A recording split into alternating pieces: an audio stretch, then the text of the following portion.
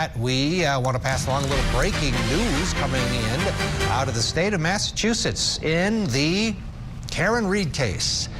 She, of course, is accused of backing up her SUV into her Boston police officer boyfriend, leaving him to die in the snow. The family of John O'Keefe has just filed a wrongful death lawsuit against Karen Reed, along with the Waterfall Bar and C.F. McCarthy's bar. You remember that before this, they were out drinking at both of those two establishments, and it was alleged during the first run of the criminal trial that Karen Reed had downed up to 9 drinks.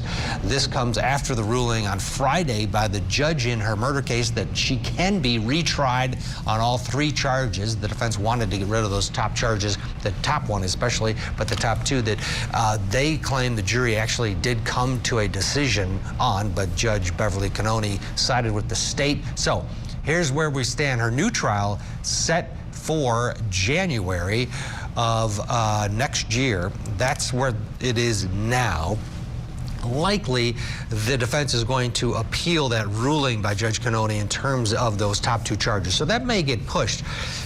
They did pull the trigger, though, on this wrongful death lawsuit. Let's bring in Denver, Colorado, Eric Faddis is a criminal defense attorney and former prosecutor. This move, what's your take on this move at this time? A lot of times the parties wait for the criminal process to finish. It gives them more ammunition. If the individual is found guilty, they are going now after Karen Reed, C.F. McCarthy's, and the Waterfall restaurant. At this point, before the second trial, your thoughts on the strategy? Yeah, Ted, like you said, it makes sense to bring it after a criminal case when there's actually a conviction, because then you have really a leg to stand on. You have all this additional evidence. You have some leverage and some momentum. Here, they don't exactly have that on the civil side, but it certainly makes sense to bring the claim. There is a lesser standard they would have to meet on the civil side. So even if the standard was not met in the criminal trial, they've got a better chance in the civil case. And we saw that play out in the O.J. Simpson case years ago, where he was able to beat the murder charges in criminal court, but lost in civil court to the Goldman family. That it also might, because this has been so contentious, this case, from both sides. People have leaned into it.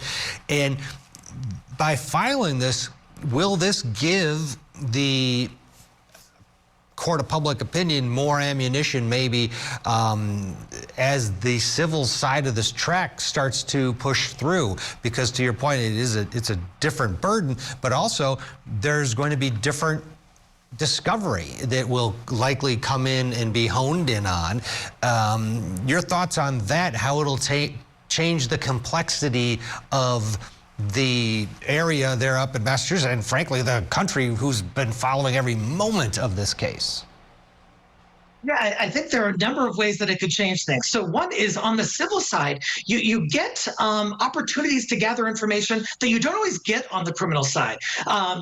Karen Reed's attorneys and the prosecutors cannot serve a subpoena on someone and fully interview them under oath, whereas on the civil side, they can. So I imagine there are going to be additional depositions. There are going to be additional what are called interrogatories and requests for admissions that are probably going to bolster the prosecution's case and could be used in the subsequent criminal trial.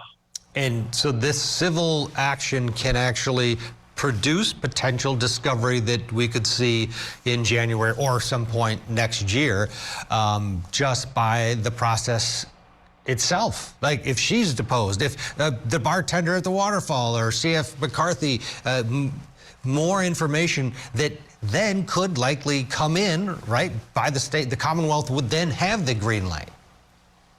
Yeah, Ted, that's right. Take the bartender, for example. On the criminal side, there is no real legal mechanism to force him to give information before the jury trial in a criminal context. Whereas on the civil side, they could just subpoena him and question him about nearly anything under the sun and get that information that could add to inculpatory evidence that they might have against Karen Reed. There could also be what's called exculpatory evidence or evidence tending to indicate she is not guilty. So it really could change the game one way or the other. What about timing? The civil case, just filed today. It's with your experience, would you think this takes? How long does it take? Let's think ahead. Is this landing sometime next year? Is it still years away from a conclusion? Most civil cases never sniff a courtroom. They're always pled out, and there's insurance companies involved, especially when you have three different defendants here. You've got two restaurants and Karen Reed. Give us a sense for the rules of the road and how things map out typically in the civil litigation. Certainly. So usually the civil side kind of runs parallel to the criminal side of things. But on the civil side, there will be things that they cannot do as well. So if they try to depose Karen Reed, she still has a Fifth Amendment right to not incriminate herself with this subsequent criminal trial. So she might not give up any additional helpful information. And then in terms of a timeline, I'm wondering if they were coming up against a statute of limitations or something like that, such that on the civil side, they had to file the claim now and get things moving. But certainly attorneys in both of those arenas will be watching very closely what happens in the other and seeing how they can use it for their respective cases. Yeah, makes sense. And I do think there's also a probably frustration level from the family after that, the mistrial the first time around, that they are seeking justice in each and every form. And there you see John O'Keefe, who is named as the lead plaintiff in the civil case. What, Eric, while we have you on this subject, is your take on this other issue that's playing out? Judge Cannone says, no, this Commonwealth can still file the murder 2 against Karen Reed, even though the defense seems to have very credible evidence. Commonwealth even also received communications from jurors that the jury had come to a unanimous verdict on 2 of the 3 charges, and that verdict was not guilty. I think the judge could be on questionable grounds there, because even when there is a mixed verdict or a non-verdict and a mistrial, if the jury did come to a unanimous verdict on a number of the charges, that's the end of it. That's double jeopardy. She cannot, under the Constitution, be prosecuted again for crimes for which a jury ultimately found her not guilty. Now, was there a formal not guilty finding? There wasn't. And so the appellate court's going to have to wrestle with, hey, is there enough here the defense is showing us to throw out these top charges or not? Trial court judge said no. Appellate court judge, we'll see. Yeah, and whoever was going to lose that first round likely was going to bump it up. So Judge Cannone won't be the last word, one could assume. Now, we haven't heard that they've appealed it yet, but one would think that that is coming. So that January date is likely in flux for her retrial. She is out on bail during this time period. So for the defense, really time is on their side. The longer things drag out, the better for the defense. That's typically, what the strategy, because everything fades over time, and including witness recollection, etc. Your take overall on this case, when you look at cases that get some notoriety, they're on court TV and people watch it for a little bit, and you see people get invested. Absolutely, our viewers are invested in most of the cases. But this was different.